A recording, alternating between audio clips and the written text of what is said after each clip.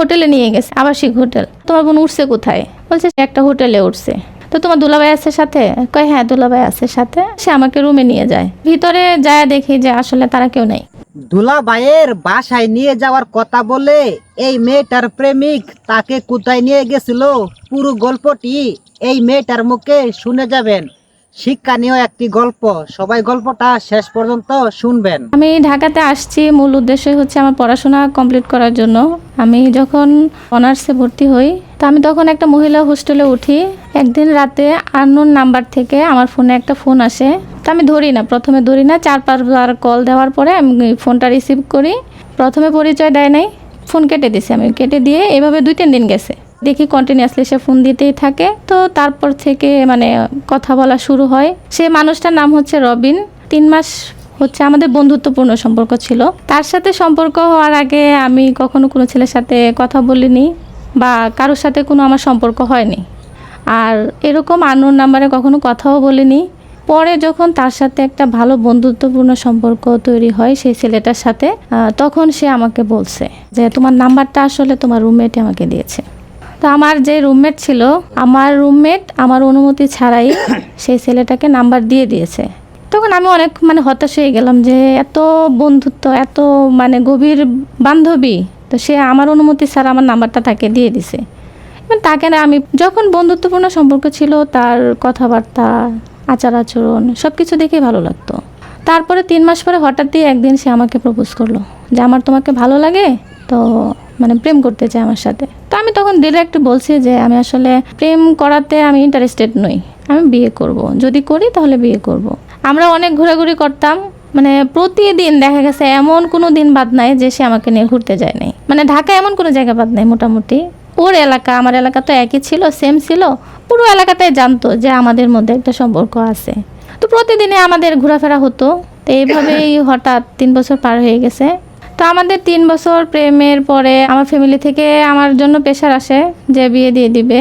তো তারপর আমি তাকে বলি যে আমার ফ্যামিলি থেকে বিয়ের প্রেশার দিচ্ছে, তো এখন কি করব। তো তাকে এই কথা বলার পরে সে বলতেছে আমি এখন বিয়ে করতে পারবো না।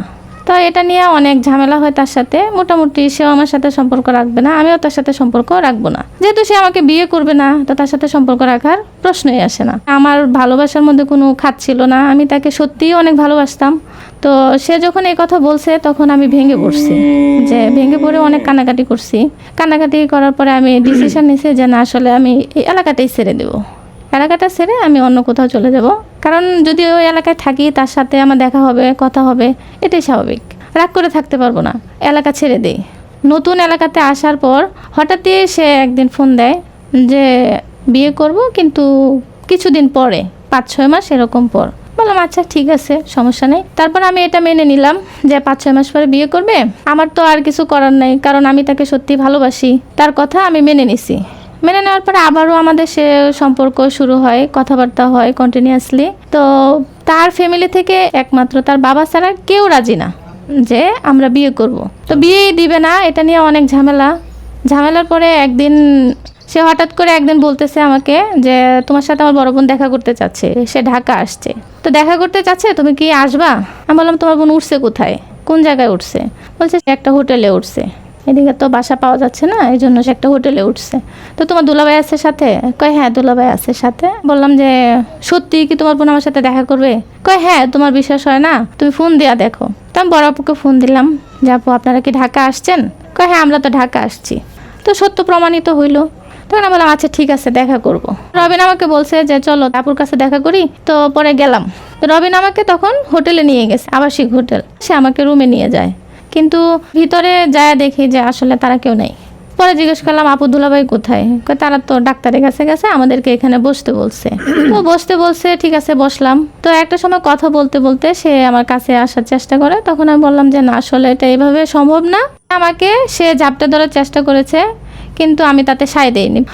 অনেক জোরে জোরে অনেক ফোর্স করতেছে, আমি রাজি হই না। তখন সে হাতে শুরু করছে, নিজের হাতে শুরু করছে। তো দেখ টপটপায় রক্ত পড়তেছে। তো আমি সেটা, আমার কাছে রুমাল ছিল, রুমাল দিয়ে বেঁধে বললাম ঠিক আছে, তোমার যখন এত চাহিদা তা চলো বিয়ে করি।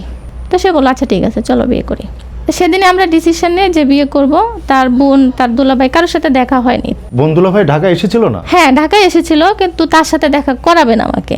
মানে যে আমার সাথে ঝগড়াটা মিটমাট করার জন্য তার একটা ফাঁদ ছিল, যে যদি মেয়ের সাথে ফিজিক্যাল রিলেশন হয় তখন সে আমার প্রতি আরো দুর্বল থাকবো। তো পরবর্তীতে এক পর্যায়ে দেখা যায় ডিসিশন নিলাম যে বিয়ে করব। তো তার এক বন্ধুকে ফোন দিল, দোস্ত চল আমরা বিয়ে করব। ওইখান থেকে আমরা সরাসরি কোর্টে চলে যাই তার বন্ধুকে নিয়ে। তার বন্ধু টাকা ম্যানেজ করছে। তো কোর্টে যায় ওর বাবাকে ফোন দিছি, আমি ফোন দিছি, সেও ফোন দিছে, তার বাবার সাথে কথা বলছে। বললাম যে বাবা, আমরা এরকম এরকম বিয়ের ডিসিশন নিয়েছি, তো আপনি কি বলেন? বলছে আলহামদুলিল্লাহ বিয়ে করে ফেলো। তো সে বললো যে বাবা রাজি, তাহলে তো আর কোনো সমস্যা নেই, বোন রাজি হোক বা না হোক, বাবা রাজি হলে তো যথেষ্ট। তো সেখানে বিয়ের মধ্যে আমি আমার মার পারমিশনও নিয়েছিলাম। মা আমাকে অনেক বুঝাইছে, দেখ হুট করে ডিসিশন নিস না, ডিসিশন ভুল হবে, চিন্তা ভাবনা করে নে। আমি বললাম যে আম্মু চিন্তা ভাবনা তো অনেক করছি, আর করার দরকার নেই, বিয়ে করে ফেলে। পর আম্মু আমাকে বললো যে তোর যেটা ভালো মনে হয় সেটাই কর, আমি আসি তোর পাশে। তখন আমরা বিয়ে করে ফেলছি। আমরা বিয়ে করছি 2019 সালে মে মাসের 16 তারিখ।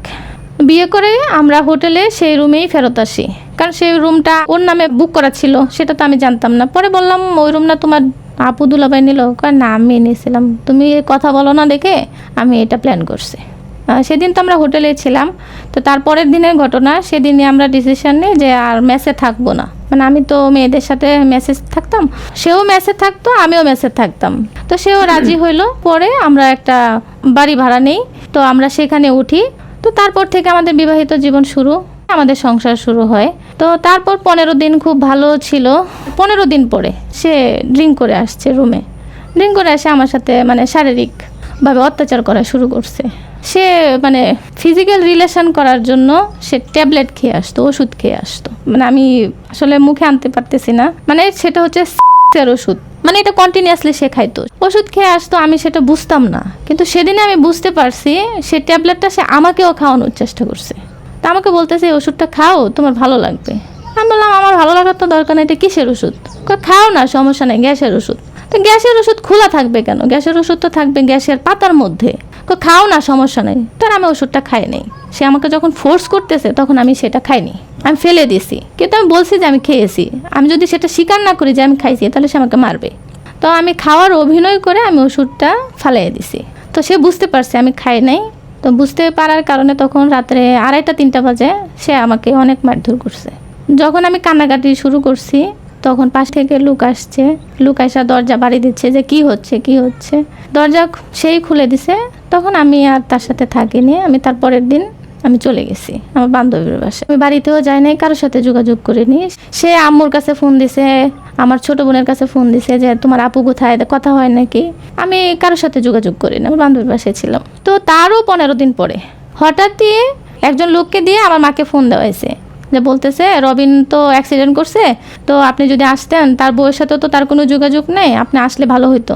তো তখন আম্মু তো পাগলের মতো হয়ে গেছে। তো আম্মু আমাকে ফোন দিছে, এরকম এরকম রবিন অ্যাক্সিডেন্ট করছে, তুই কিছু শুনছস?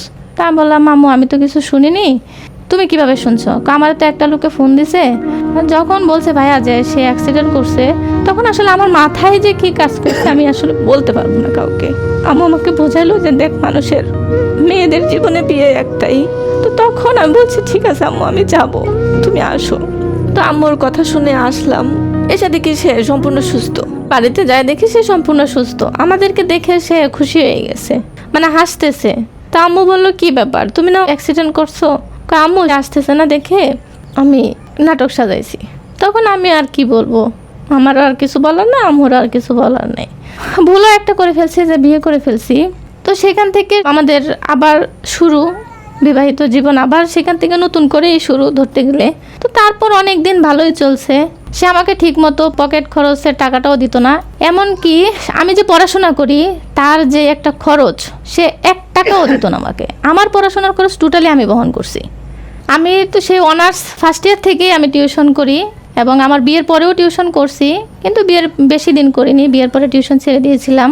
টিউশন ছেড়ে দেওয়ার কারণে মানে একটা মেয়ের হাত খরচ তো লাগে, হাত খরচ লাগে না। তখন তার বিবাহিত হাজব্যান্ড আছে, সে চাবে কার কাছে? তার হাজব্যান্ডের কাছে।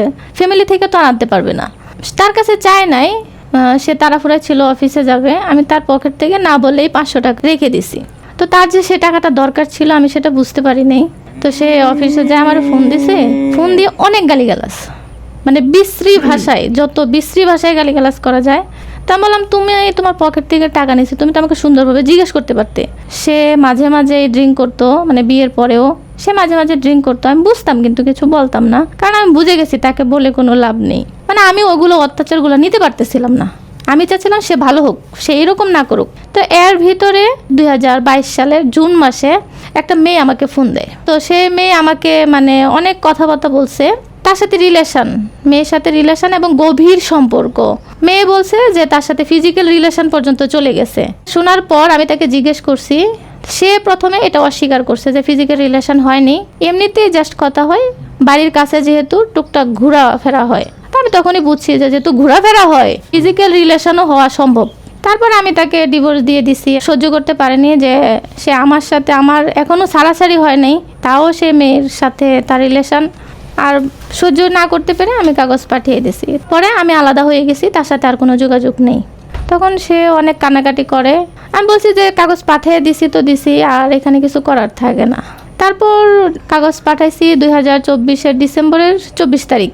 সে 3 মাসও হয়নি এখনো। 3 মাসের মধ্যেই সে আমাকে ফোন দিছে। ফোন দিয়ে বলতেছে, তুই তো আমাকে ছেড়ে দিলি। মানে তারা এক পাশে শুয়ে আছে, মেয়েও শুয়ে আছে, সেও শুয়ে আছে। শুয়ে থেকে আমাকে ভিডিও কল দিছে, বলতেছে তুই তো চলে গেলি, দেখ তোর চেয়ে ভালো পাইছি। তা আমার তখন এত পরিমাণে খারাপ লাগছে। আমার বোনটা যদি আমার পাশে তখন না থাকতো, আমি জানি না আমি কি করে ফেলতাম। সে আমাকে ভিডিও কলে দেখাইতেছে যে একটা মেয়ের সাথে সে শুয়ে আছে। আমাকে বলছে যে দেখ তোর চেয়ে ভালো পাইছি, তুই আমাকে ভুলে যা, তোর সাথে আর সংসার করা সম্ভব না। তা আমি বলছি যে ঠিক আছে, মেনে নিলাম, ঠিক আছে তুমি ভালো থাকো। এটা বলে আমি ফোন কেটে দিছি। কিন্তু আমার ভিতরে যে কি চলতেছিল আমি নিজেও জানি না। আমি তখন নিজেকে অনেক কষ্টে সামলাইছি। তো আমি আমার ফ্যামিলির দিকে তাকায় আমি সেগুলো থেকে ফিরে আসছি যে না, সে চলে গেছে তো কি হয়েছে, আমি আবার নতুন করে শুরু করব। আমি মাস্টার্স কমপ্লিট করে ফেলছি। তারপর আমাদের এলাকার একটা ছেলে আমাদের বাড়িতে বিয়ের প্রস্তাব দেয়। বিয়ের প্রস্তাব দেওয়ার পর আমার ফ্যামিলি থেকে আমাকে অনেক জোর করে যে বিয়ে করার জন্য। তো আমি একটু সময় চাইছিলাম, আমার মানসিক অবস্থা ভালো ছিল না, খুবই ভেঙে পড়ছিলাম। তো ছেলের নাম্বারটা আমাকে দিয়েছিল আমার ফ্যামিলি থেকে, যে তুমি ছেলের সাথে কথা বলো, কথা বলে দেখো, যদি ভালো মনে হয় তো সেক্ষেত্রে তুমি আগাইতে পারো। ছেলে আমাকে ফোন দিছে। ছেলের সাথে আমি আমার সব ঘটনাই তাকে বলছি। সব ঘটনা তাকে বলার পরেও সে রাজি হয়েছে আমাকে বিয়ে করার জন্য। দেন আমরা ডিসিশন নিই যে আমরা বিয়ে করব। ফ্যামিলিগতভাবেই তখন আমাদের বিয়ে হয়। এখন আলহামদুলিল্লাহ আমরা ভালো আছি। কিন্তু এরই মাঝে রবিন আমাকে আবার ফোন দেওয়া শুরু করছে। আজ থেকে 6 মাস আগে থেকে সে আমাকে ফোন দেওয়া শুরু করছে। সে ভালো নেই সে মেয়ের সাথে। সে মেয়ে তাকে অত্যাচার করে, মারধর করে, আমাকে নিয়ে তাকে অনেক ধরনের কথা বলে। এখন সে আবার আমার কাছে ফিরে আসতে চায়। আমি বিয়ে করে ফেলছি, আমি তার কাছে যাবো কেন? আমি তো কাগজ দিয়েই ফেলছি। আমি চাই না যে সে আমার লাইফে আর কখনো ফিরে আসুক। এটাও চাই না সে আমাকে কখনো ফোন দিক বা মেসেজ দিক। তার কারণে আমি শান্তি মতো সংসারটাও করতে পারছি না। সে আমাকে কন্টিনিউয়াসলি ভিডিও কল দেয়, তার মার মোবাইল থেকে দেয়, তার বোনের মোবাইল থেকে দেয়। আমি এগুলো নিতে পারি না। সে নিজেও শান্তিতে নেয়, আমাকেও শান্তিতে থাকতে দিচ্ছে না। আমি চাই সে শান্তিতে থাকুক, সে ভালো থাকুক। আমি চাই না সে আমার লাইফে আর কখনো ফিরে আসুক। আমি রবিনকে একটা কথাই বলবো যে রবিন, তুমি যেখানেই থাকো আমি দোয়া করি তুমি ভালো থাকো, আর আমাকেও ভালো থাকতে দাও। তুমিও বিয়ে করে ফেলছো, আমিও বিয়ে করে ফেলছি। তুমি আর আমাকে কোনো নাম্বার থেকে আর কখনো যোগাযোগ করার চেষ্টা করবে না। তুমি আমার সংসারটা নষ্ট করো না, আমাকে আমার সংসারটা করতে দাও। তুমি সংসার নিয়ে ভালো থাকো বা খারাপ থাকো সেটা আমার দেখার বিষয় না, সেটা আমি দেখতেও চাই না। আমার সংসারটা আমাকে আমার মতো করতে দাও। তোমার কাছে আমার এটাই চাই।